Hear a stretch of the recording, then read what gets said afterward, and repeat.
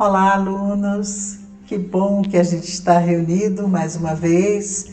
Pena que não é presencial, mas mesmo sendo pela internet, é muito bom rever vocês e também os novos amigos que serão meus novos alunos. Eu espero que nós tenhamos uma aula maravilhosa. Eu agradeço muito de coração a semana que vocês esperaram, né? Foi uma semana longa, mas que eu garanto que vai valer a pena, viu?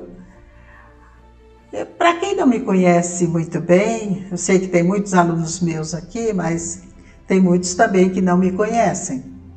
Eu vou me apresentar rapidamente. Bom, eu sou lá do Nordeste, né? Pela minha fala vocês estão percebendo. Nasci numa cidadezinha lá de Fortaleza que chama Sobral. E meus pais eram pessoas assim muito religiosas, principalmente meu pai. Meu pai dedicava parte do seu dia à leitura da Bíblia e me ensinava. Queria que eu aprendesse, queria que eu soubesse. Eu lembro muito, perdi meu pai muito cedo, mas eu lembro sentado no seu colo, escutando as histórias da Bíblia.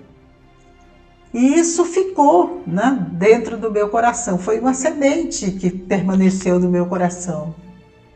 Quando eu tinha mais ou menos uns 13, 14 anos, na minha adolescência, eu lembrava das histórias que meu pai contava da Bíblia e tinha vontade de aprender, né, de conhecer melhor. E até que muitas vezes eu peguei a Bíblia, viu gente, para ler, para tentar entender aquelas histórias, mas eu não conseguia entender. E o tempo foi passando, na minha vida adulta, eu resolvi que eu queria estudar a Bíblia. Eu precisava entender a Bíblia. Eu queria saber o que tinha aquelas histórias, de onde vinham, se Jesus fazia parte daquele povo lá do Antigo Testamento, como fazia parte. Eu queria saber mais, eu sempre gostei de pesquisar, de saber das coisas. E um dia procurei o meu bispo e eu disse para ele, né? Eu queria estudar para eu aprender a ler a Bíblia direito. Ele disse: olha, Dita, isso, para você entender a Bíblia, você tem que fazer teologia. Confesso para vocês que eu não sabia nem o que era teologia, mas eu fui pesquisar, fui procurar alguma faculdade, alguma universidade que tinha essa teologia. Encontrei várias, só que eram muito caras, né? A mensalidade era muito cara nessa época. E eu voltei lá, falei para ele que eu não conseguia fazer porque era muito cara. Ele disse: mas para que você quer aprender a Bíblia?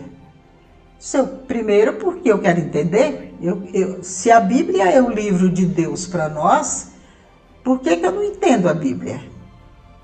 E depois, ele disse: e depois, se você entender a Bíblia? Eu falei: olha, depois que eu entender a Bíblia, eu vou tentar passar para as pessoas que não entendem como eu não entendia. Ele disse: tá bom, então a diocese vai pagar o seu curso. Aí foi um presentão, viu gente? Porque o curso era 4 anos.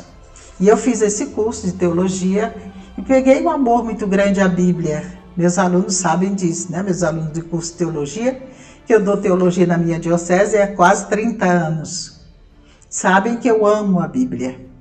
Então eu aprendi a amar a Bíblia a partir daí, dos meus cursos acadêmicos. Aí depois eu fiz 2 mestrados, eu fiz muitas especializações, pesquisas, né? Gosto muito de pesquisas, participei de vários congressos e tomei uma decisão, né? Essa decisão mudou a minha vida, né? O meu trabalho, o meu jeito de ser. Porque eu pensei, meu lugar é evangelizando as pessoas, né? Evangelizando o meu povo.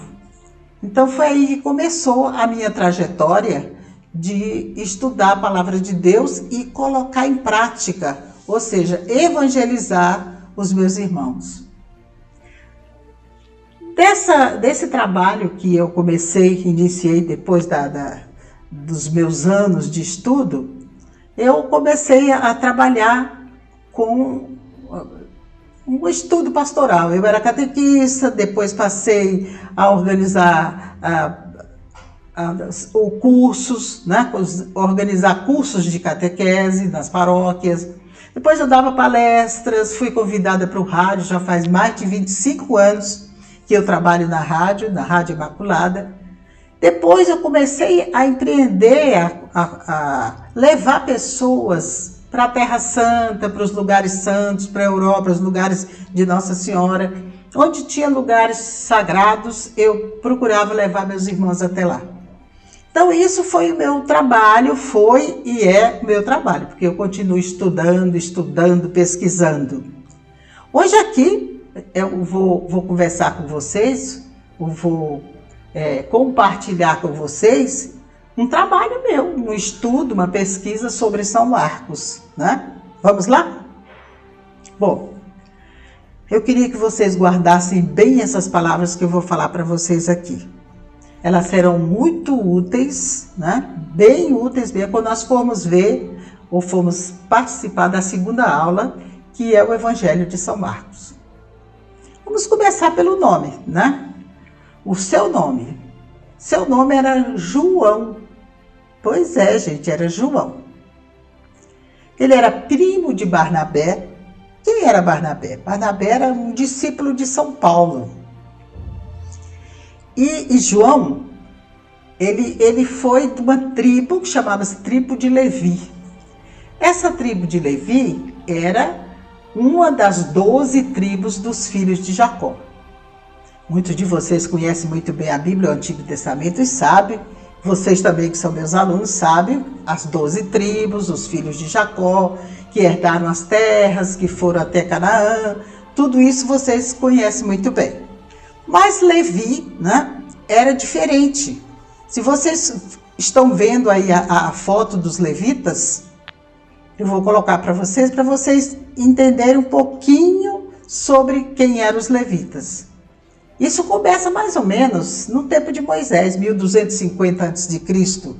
Isso era o tempo do Êxodo.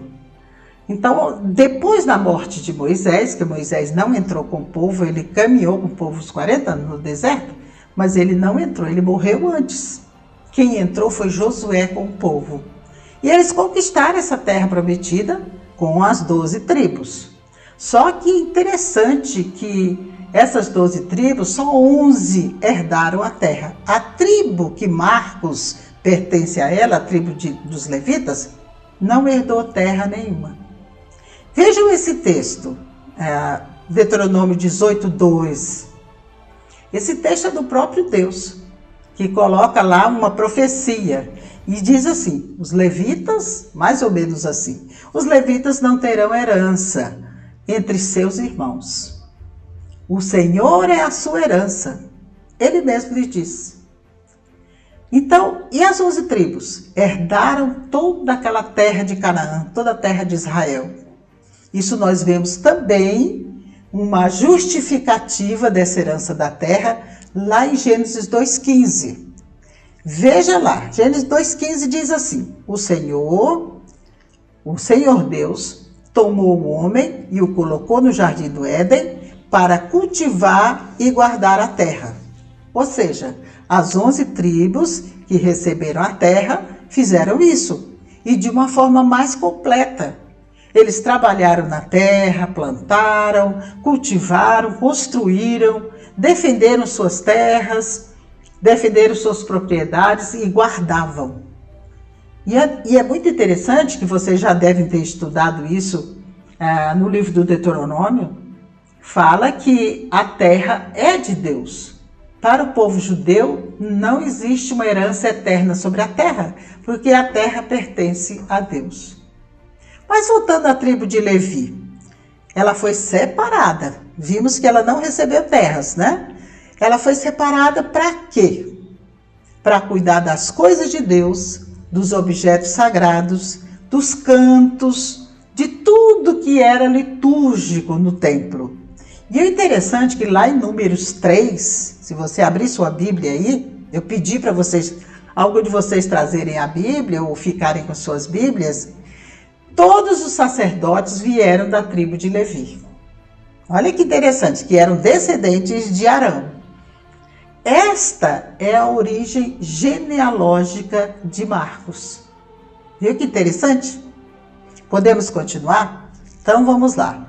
Marcos, conforme São Lucas, né, que o conheceu bem também, era conhecido de 3 formas, né? Ou seja, ele tinha 3 jeitos que as pessoas o chamavam. Vamos ver isso, vejam. Essas formas de Marcos ser chamado era diferente por causa do lugar onde ele estava. Por exemplo, lá em Atos 13, vocês veem aí, que as pessoas o chamavam de João. Quem chamava Marcos de João eram as pessoas mais íntimas, a família, porque João foi seu nome de família, que a gente diria hoje seu nome de batismo, foi João. São Lucas disse em Atos 12 que ele também se chamava João Marcos, né? Marcos, foi acrescentado Marcos, né? E lá em Atos 15, ele chama-se só Marcos. Mas por que isso? João ou Yohanan, que é o seu nome em hebraico, como eu disse, é o seu nome de família. É o nome dos íntimos. Os íntimos o chamavam de João. Eu acredito que ele não tenha continuado com o seu evangelho de São João, porque nós já temos o evangelho de São João, não é? E João Marcos? Marcos foi uma exigência dos romanos. Todo judeu que habitasse em uma grande cidade dominada por eles, pelos romanos, e Jerusalém era uma cidade dominada pelos romanos, tinha que acrescentar o nome romano ao seu. Então, João não foi diferente com ele. Então, acrescentaram o nome pagão, que é Marcos. Marcos foi uma homenagem ao deus Marte, que é o deus da guerra, né? No seu evangelho, ficou apenas Marcos, né? E como eu disse para vocês, eu acredito que foi porque já tinha um evangelho com o nome de João, né? Aí teria que ser João 1, João 2. Esse era um costume antigo, né? Não era um costume só daquele dos romanos, não.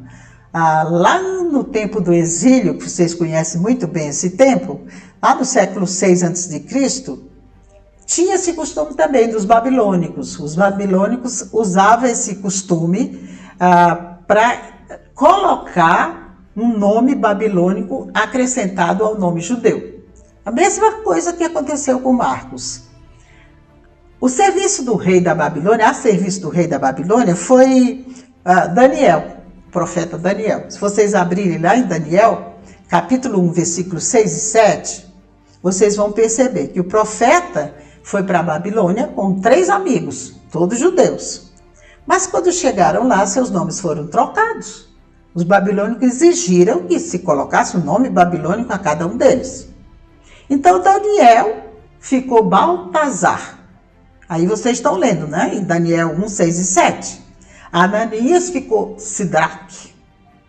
Misael ficou Misaque.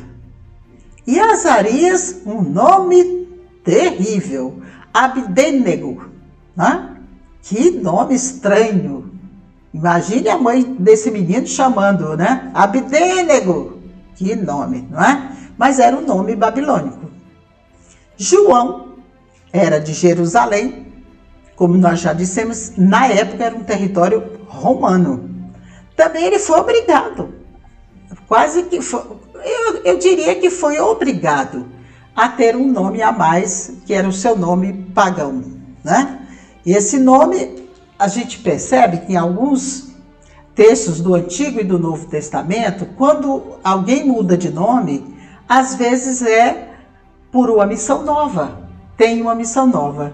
Isso a gente vê nesses textos, né, que vocês estão vendo aí, do Antigo Testamento, de Abraão. Né? Se vocês pegarem sua Bíblia, lá no início, no Gênesis, vocês vão ver que Abraão chamava-se Abrão, que Sara chamava-se Sarai. Lá no Gênesis, principalmente no capítulo 12 em diante, porque o capítulo 12 de Gênesis é a chamada de Abraão, né? A vocação de Abraão. Quando Deus o chama lá para baixo da Babilônia, lá em Ur dos caldeus. Então, a Sara, como eu disse, não chamava-se Sara, chamava-se Sarai. Jacó trocou o seu nome para Israel. Quer dizer, ele não trocou, Deus trocou o seu nome. E no Novo Testamento também, às vezes uma troca de missão ou por exigência do dominador, também se trocava de nome. Isso a gente viu com São Marcos. Mas também nós vimos com Paulo. Paulo se chamava Saulo, era o seu nome hebraico, né? Pedro se chamava Simão. Então, esse costume, tanto lá no Antigo Testamento como no Novo Testamento, por várias razões, acontecia. Vamos agora conhecer um pouquinho a família de São Marcos. Como sabemos, Marcos era judeu. Judeu porque ele era filho de mãe judia. Sua mãe chamava-se Miriam, ou Maria, no nosso idioma. Sua casa era em Jerusalém. Vejam em Atos 12, né? Capítulo 12, versículo 12 seguinte. Nesse contexto, conta a saída de São Pedro da prisão, né? É o contexto desse texto aí que nós estamos vendo. São Pedro sai da prisão e vai direto para a casa da mãe de Marcos, que é em Jerusalém. Quando ele chega lá, ele percebe, não é? Porque diz o texto, São Lucas diz que veio atendê-lo uma criada, que era uma casa muito de pessoas abastadas, de pessoas ricas. A casa tinha 2 andares, com criados, e era de uma família muito cristã. Sua mãe era muito cristã. Sua casa era, naquele tempo, um local onde as pessoas se reuniam, os cristãos se reuniam. Porque foi esse tempo de Marcos, um tempo de muita perseguição. Então eles se reuniam, os apóstolos e os novos cristãos, para orar, para ler a palavra e até cantar. Porque isso era muito difícil, não se cantava naquele tempo. Quando eles se reuniam era muito difícil, porque fazendo barulho, os soldados romanos ouviam e prendiam os cristãos. Então, o máximo que eles faziam nas casas era ler a palavra, orar, interceder um pelo outro. Mas na casa de Marcos era diferente. Tinha um primeiro andar e isolava, eles podiam até cantar. E esse primeiro andar é conhecido como cenáculo. A palavra cenáculo é algo assim muito forte para todos nós cristãos, né? Veja lá em Atos 1, né? São Lucas conta lá em Atos 1, de 12 a 14, diz ele lá: percebemos que a casa de Marcos era um porto seguro para que os cristãos tivessem uma liberdade maior para celebrar. Então, aí a gente já vê o início da importância da casa para Marcos. Mas como é que foi a adolescência de Marcos, né? Aqui nós estamos falando de um Marcos já adulto, mas vamos voltar um pouquinho na adolescência dele. Pela tradição, nós sabemos que ele estudou em Jerusalém, possivelmente nas melhores escolas, porque ele, como dissemos, era de uma família abastada e lá tinha os melhores professores que pertenciam ao templo. É possível que ele não tenha conhecido Jesus como missionário, como Messias, como o Filho de Deus, mas ele possivelmente, mais para frente a gente vai perceber que é possível que ele tenha conhecido Jesus. Se você vê lá em Marcos, né? Vejam aí Marcos 14, 51 e 52, diz lá que é o texto da ceia de Jesus, né? Que não só a tradição, mas os evangelhos, o próprio evangelho de Marcos, coloca que foi na sua casa que Jesus celebrou a ceia. Então diz lá mais ou menos assim: terminada a ceia de Jesus, um jovem envolto no lençol estava no jardim do cenáculo, ou seja, o cenáculo que era a sua casa. Admirado, por ver Jesus ser preso pelos soldados romanos. O soldado viu o rapaz espionando e o prendeu. Mas sabe o que ele fez? Diz lá o texto. Ele rapidamente se desvencilha do lençol e sai correndo. Será que foi Marcos? Que esse rapaz era Marcos? Bom, seu escrito, né, que aí nós estamos lendo o seu evangelho, e a tradição dos cristãos diz que sim, que esse rapaz era o próprio Marcos. Alunos, quando eu falo muito de tradição, é algo muito forte que nós conhecemos e às vezes nem nos damos conta. Por exemplo, a tradição nos diz quem são os pais de Nossa Senhora, quem são os pais de Maria. Está lá na Bíblia? Não, mas está na tradição. Outro texto que eu lembro aqui que está na tradição, por exemplo, vocês sabem quem foi o bom ladrão? Todo mundo sabe. Dimas. E onde está Dimas? Lá na Bíblia? Nos Evangelhos? Não. Está na tradição. Agora, uma tradição interessante que talvez vocês não conheçam. Vocês sabiam que Barrabás chamava-se Jesus? Pois é. A tradição nos diz que ele se chamava Jesus de Barrabás. E aí a gente pensa no julgamento de Jesus. Possivelmente Pilatos conhecia essa tradição. Por isso ele dá a opção ao povo, né, de escolher qual é o Salvador que eles querem. Porque nós sabemos que a palavra Jesus significa Salvador, libertador. E tinha muitos Jesus na época. E por coincidência, eu não sei se foi coincidência, mas providência, esse Jesus, esse Barrabás chamava-se Jesus. Talvez por isso ele perguntou, né? Quem vocês querem que liberte? O Jesus de Barrabás, ele não diz Jesus. No texto canônico, nos evangelhos, ele só diz, quem vocês querem? O Jesus Nazareno ou Barrabás? O Jesus Nazareno, o povo ouvia e dizia, vamos pensar, ele é um salvador, um libertador, que veio libertar, ele mesmo dizia, pela fé, pela paz, pelo projeto do reino, pela igualdade, pela mansidão e pelo serviço. Jesus gostava de servir as pessoas. E Jesus de Barrabás? Como que era ele? Que tipo de salvador era ele? Ele também dizia que vinha libertar o povo, salvar todo aquele povo, mas pela espada, né? Pela violência, pela luta armada. E quem foi que o povo preferiu? Todos nós sabemos, né? Mas mais de 20 anos se passaram, né? Depois da morte de Jesus.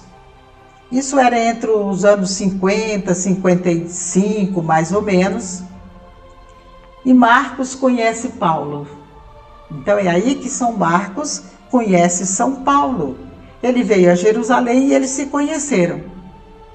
E eu acredito que aqui tem início a caminhada de São Marcos rumo à evangelização como apóstolo.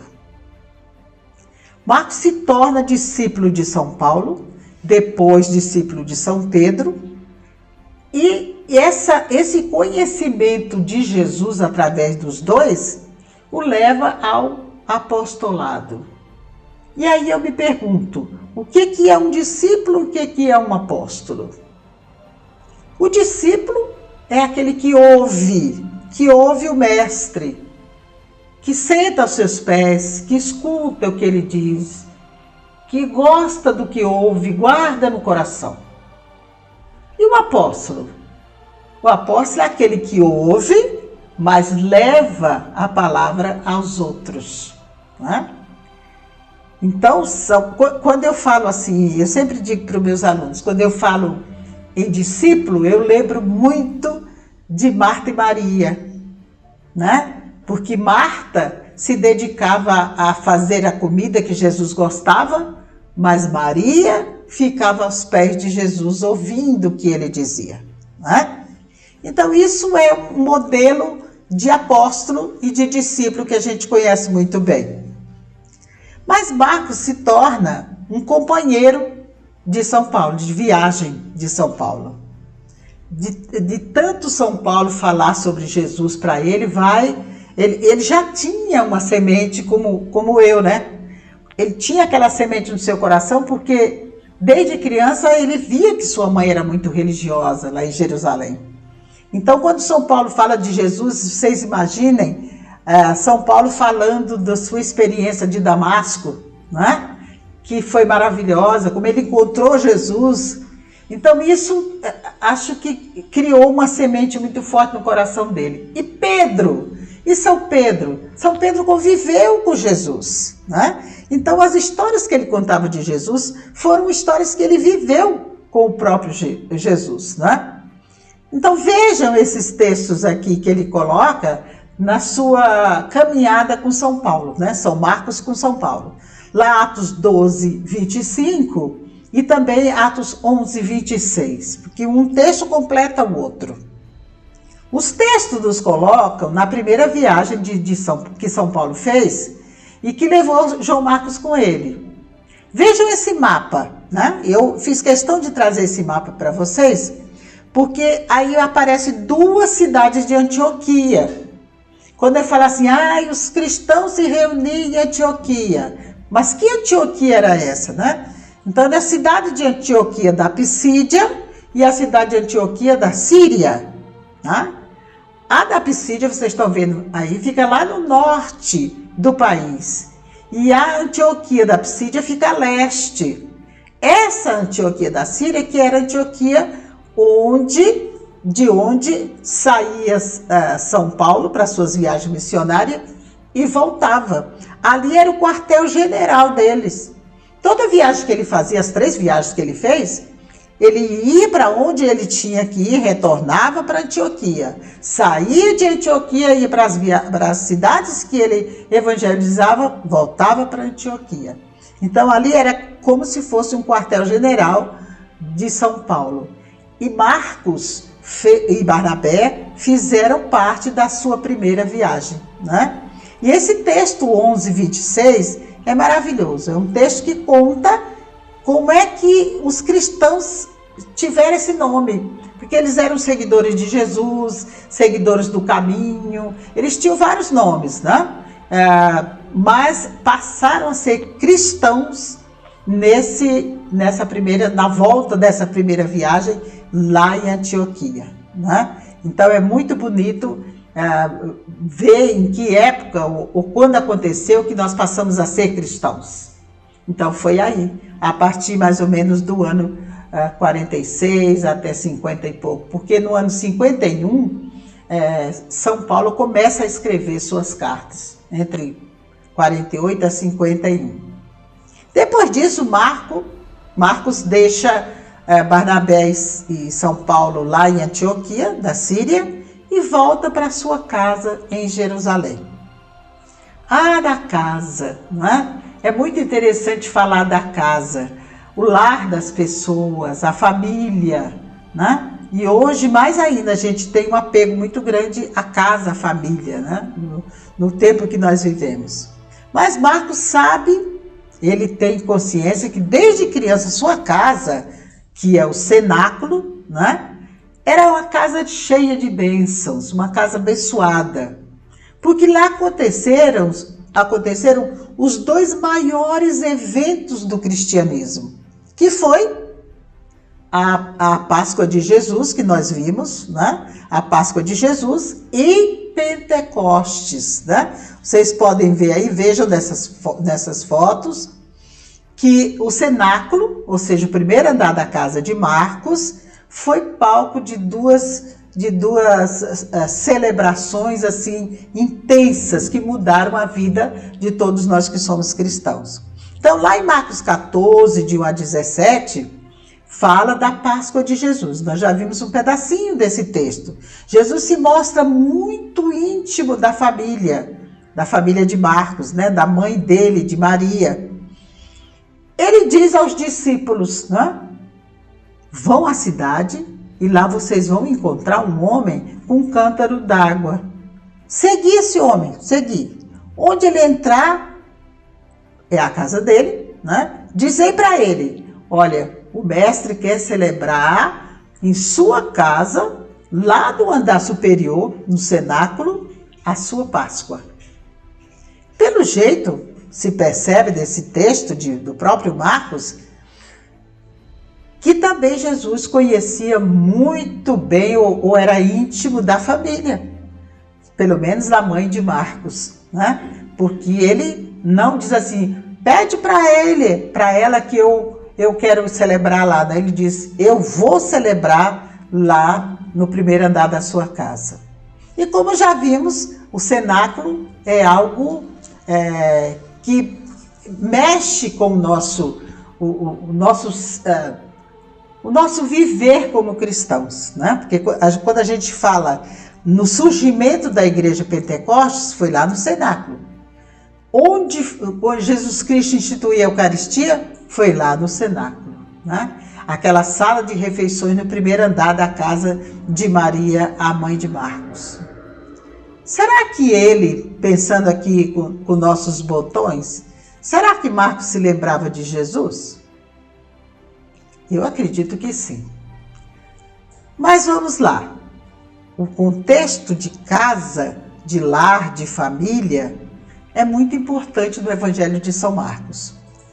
Para ele, é um abrigo seguro, como eu disse lá no início, é uma casa de oração, é uma casa de proteção, é uma vivência onde todos se sentem bem, se sentem felizes.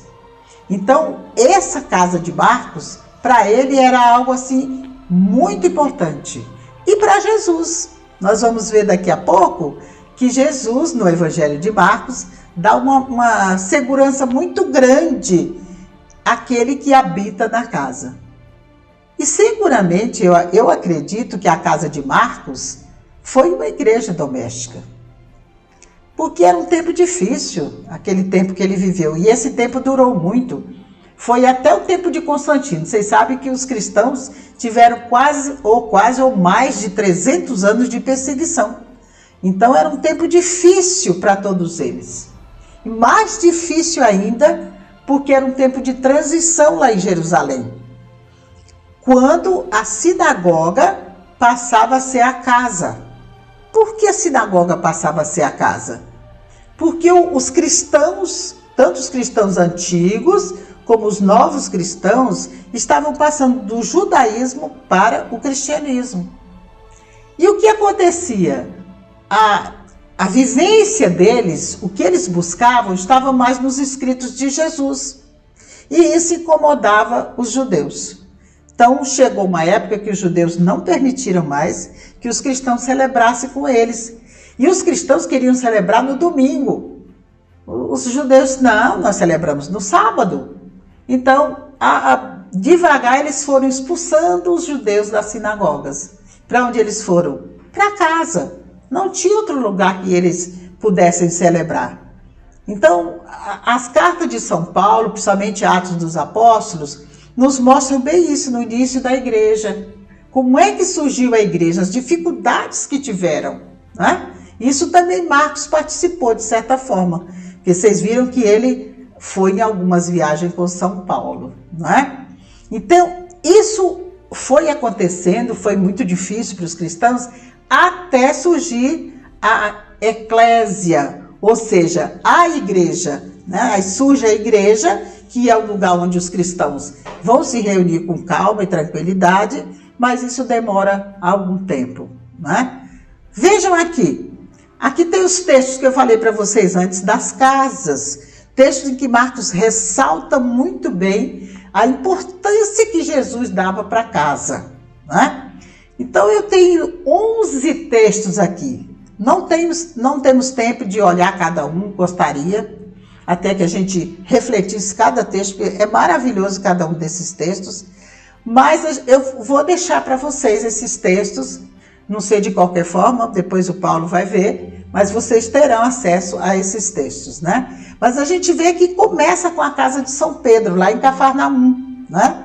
Quando São José morre, isso a tradição diz que Jesus tinha mais ou menos 27, 28 anos, ela vem morar em Cafarnaum, na casa de São Pedro.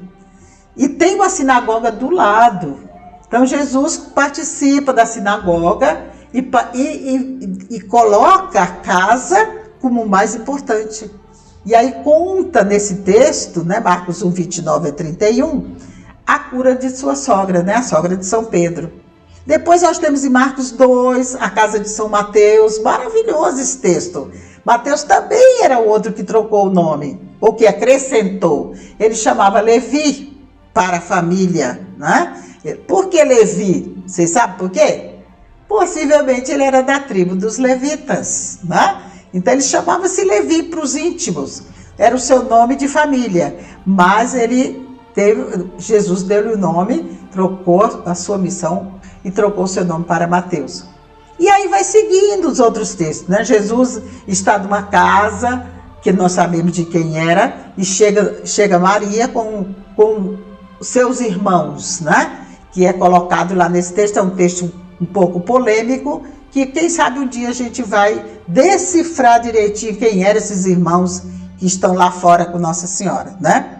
E depois tem vários outros textos, no capítulo 5, no capítulo 7, no capítulo 9, tudo enfocando a importância da casa que Jesus dá, né? Marcos faz questão de colocar esses textos, todos falando sobre a importância da casa, né? Até o último, que é no último capítulo de Marcos, no 16, de 14 a 16, que Jesus ressuscitado aparece naquela casa famosa que todos nós conhecemos, que os apóstolos estavam todos escondidos, né? Todos escondidos com medo dos judeus.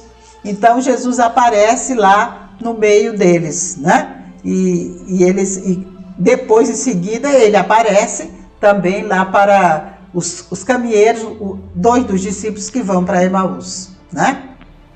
A paz e a harmonia, onde a Trindade habita, né? Isso é muito importante para nós lembrarmos que a casa para Jesus e para Marcos, assim ele coloca, que é um local onde é como hoje, como se fosse hoje, um local onde tem paz, onde tem tranquilidade, onde a paz e a harmonia habitam, né? Onde a Trindade vive. É muito importante uma casa ter paz e tranquilidade, principalmente nos dias que nós vivemos hoje, não é?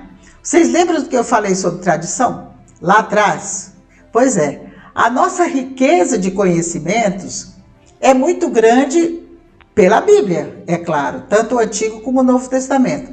Mas também há um enriquecimento maior pelas tradições. Então é importante que a gente, além do estudo bíblico, estudemos ou pesquisemos nas tradições. Tradições dos primeiros cristãos, tradição da igreja. Todas essas tradições enriquecem o nosso conhecimento, né? O caso da casa da família de João Marcos é um deles. Como nós íamos saber tudo isso que nós sabemos? Pela tradição dos primeiros cristãos, né? E também pela tradição bíblica, canônica dos evangelhos. Mas eu penso o seguinte, depois de tudo isso, de todas essas provações, de toda essa troca de nomes, de todo esse vai e vem de Marcos, ele agora é um apóstolo de Jesus, né? Eu considero, não só eu, muitos exegetas, muitos estudiosos consideram que Marcos foi um apóstolo de Jesus. Primeiro na ajuda de Paulo, né? Na ajuda que ele recebe de São Paulo para se tornar um apóstolo. E a gente vê que isso continua até na prisão, né? Quando São Paulo, lá em Colossenses, capítulo 4, versículo 10, Paulo envia Marcos, que está com ele da prisão, para Tessalônia, para que ele evangelize lá na Tessalônia. A pessoa só evangeliza quando é o apóstolo, não lembram? Quando é só discípulo, ele não consegue evangelizar. Ele ouve ele aprende, mas ele não consegue evangelizar. Só quando ele se torna um apóstolo. Então, quando a gente vê que Marcos já se torna um apóstolo, ele começa a ser enviado para os lugares. Um dos lugares mais fortes que Marcos viveu foi em Alexandria, no Egito. Lá ele até hoje, quando você vai ao Egito e vai nas igrejas cristãs, existem muitas igrejas cristãs lá coptas, né? Copta quer dizer de fala egípcia. E eles disseram, a última vez que estivemos lá, conversamos com esses cristãos, eles disseram que eles foram evangelizados por Marcos, né? Pelo evangelista Marcos, né? Vejam esses textos, lá de 2 Timóteo 4:11, que nos fala que o apóstolo Paulo pede ajuda a Timóteo para que traga João Marcos novamente para ficar com ele na prisão domiciliar. E nós sabemos que Marcos ficou na prisão domiciliar por muitos anos. Só lá em Cesareia Marítima ele ficou 2 anos. Possivelmente mais 2 anos em Roma.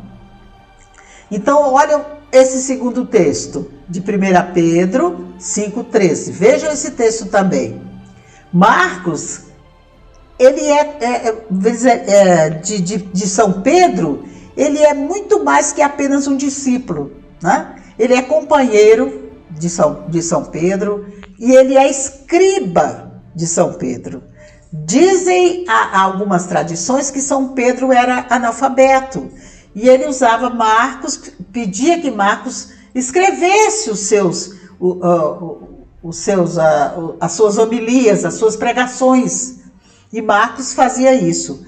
Até tem tradições também que colocam que Marcos era o intérprete de São Pedro, que o seu evangelho tem muito de São Pedro, que eram as homilias que ele ouvia do grande mestre seu, que o chama de filho, né? Eles tinham uma afinidade tão grande que ele é chamado de filho por São Pedro, né? Novamente, a tradição canônica dos evangelhos nos mostra que São Pedro, para Marcos, era como um pai que o amava e que o ensinava e que deixava que ele bebesse toda aquela sabedoria que ele tinha sobre Jesus, ou que ele viveu, né? Ele viveu com Jesus, uma experiência de vida, não só como São Paulo, que apenas que ele o viu no caminho de Damasco, mas São Pedro conviveu com Jesus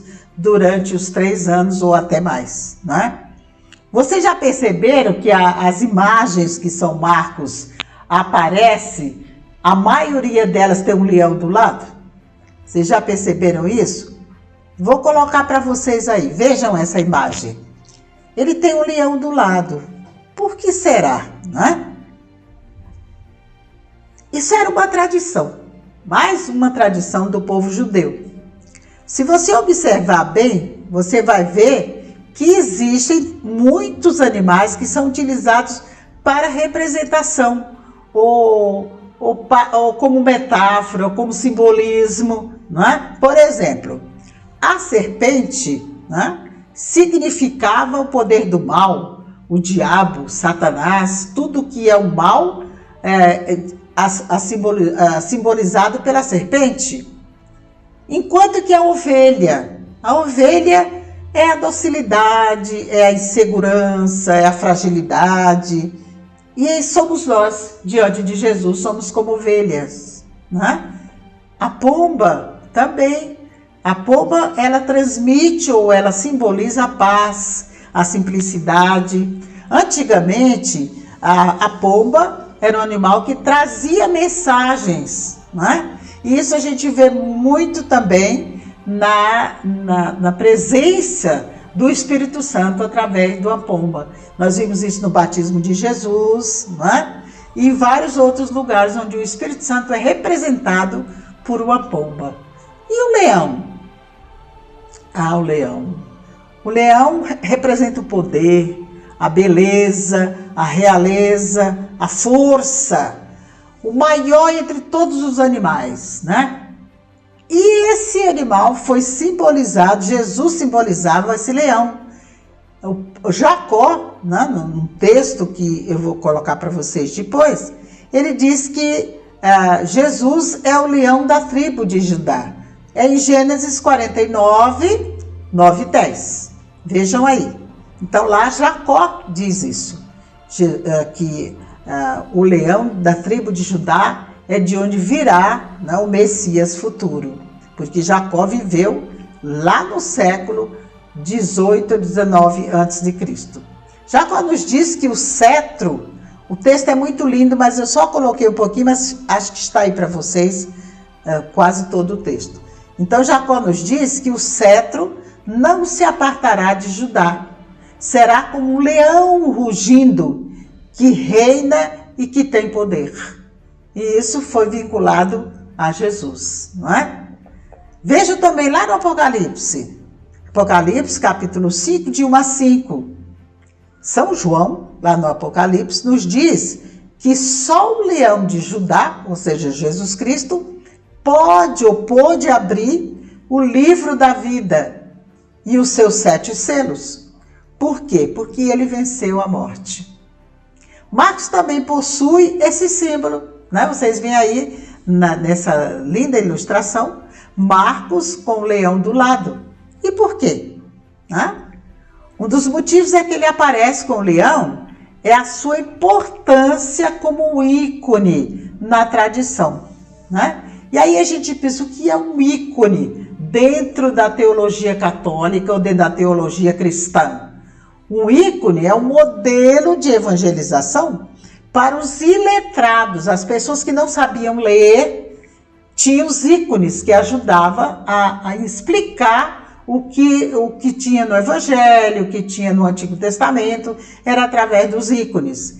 Aqui nós vamos nos ater somente a Marcos, com o símbolo do leão, que é a catequese dos ícones, porque tem ícones de tudo, de Nossa Senhora, tem ícones dos apóstolos, e cada ícone diz uma porção de coisa. É uma evangelização através de uma foto, não é?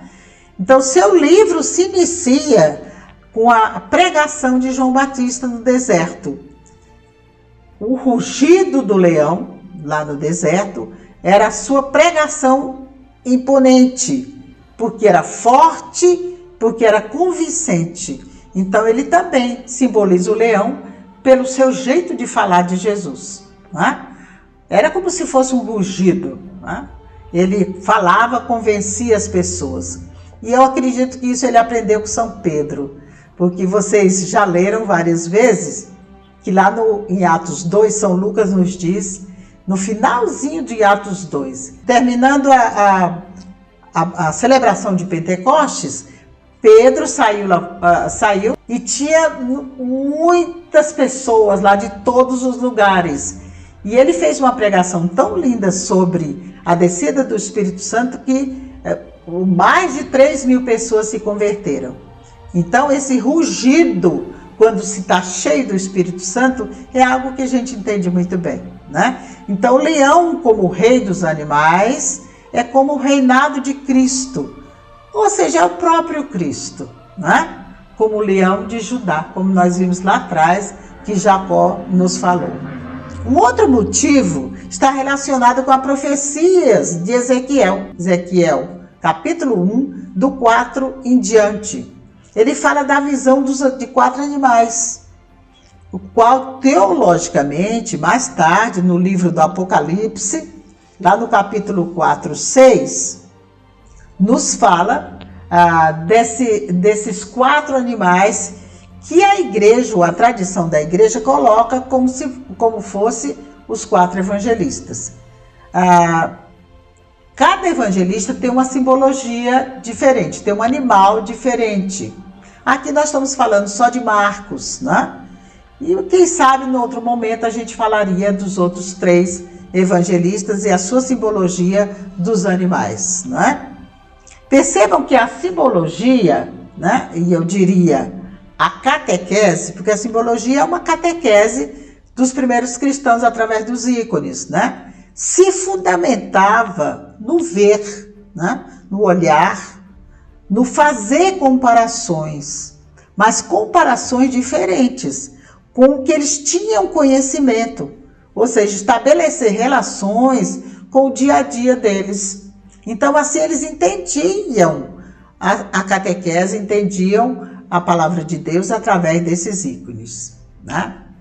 Como vimos antes, Marcos agora já é um apóstolo de Jesus. Ele já sai para evangelizar. Como eu disse para vocês, o maior lugar, ou o lugar mais importante onde Marcos evangelizou, foi em Alexandria, no Egito, né? As comunidades de Marcos eram muito fortes, e lá em Alexandria, mas também junto com São Paulo em todas as suas viagens, ou em algumas viagens que eles fizeram juntos, foi muito forte a evangelização de São Marcos. Mas ele teve uma morte muito difícil, né? Ele foi martirizado lá em Alexandria. Nessa época ele era bispo de Alexandria. Isso era mais ou menos os anos 72 a 75. Ele foi martirizado quando ele celebrava a Páscoa. Era num momento de Páscoa. Ele foi arrastado para fora e levado pelas ruas. Deve ter sido uma morte terrível, né? No século IX, os seus restos mortais, ou suas relíquias, vieram para Veneza, né? Estão lá, a Basílica de São Marcos. Quem vai a Veneza deve conhecer muito bem, porque ela é lindíssima, né, essa basílica. E os restos mortais de São Marcos estão lá. E ele é o padroeiro da cidade, não é? Então, a vivência de São Marcos, para nós, tem algo assim diferente. Porque, além dele ser o primeiro evangelista, ele vê Jesus de uma forma diferente. Vocês verem que quando nós formos estudar os outros evangelistas, é diferente do que a visão que Marcos tinha de Jesus. Eu acho que eu tenho certeza que São Marcos foi aquele jovem, né, que soube enxergar a boa nova de Jesus, né? Isso vocês vão ver na próxima aula, quando a gente falar dessa boa nova, desse evangelho, como deveria ser mesmo, como Jesus gostaria que fosse, né? E encerrando a nossa aula hoje, que eu acredito que a gente tenha aprendido, recordado muita coisa sobre São Marcos, eu quero deixar para vocês uma questão, né? Para vocês refletirem durante a semana, né? Vejam aí a questão, né? Que está só essa questãozinha. Tá lá. Se Marcos não conheceu Jesus, se não foi seu discípulo, por que foi ele o primeiro a escrever sobre Jesus, né? Então vamos pensar sobre isso. E agora eu gostaria de que vocês vissem rapidamente o resumo dessa aula, né? Que tão lindamente o Paulo fez, para que vocês lembrem os principais pontos que nós falamos nessa aula.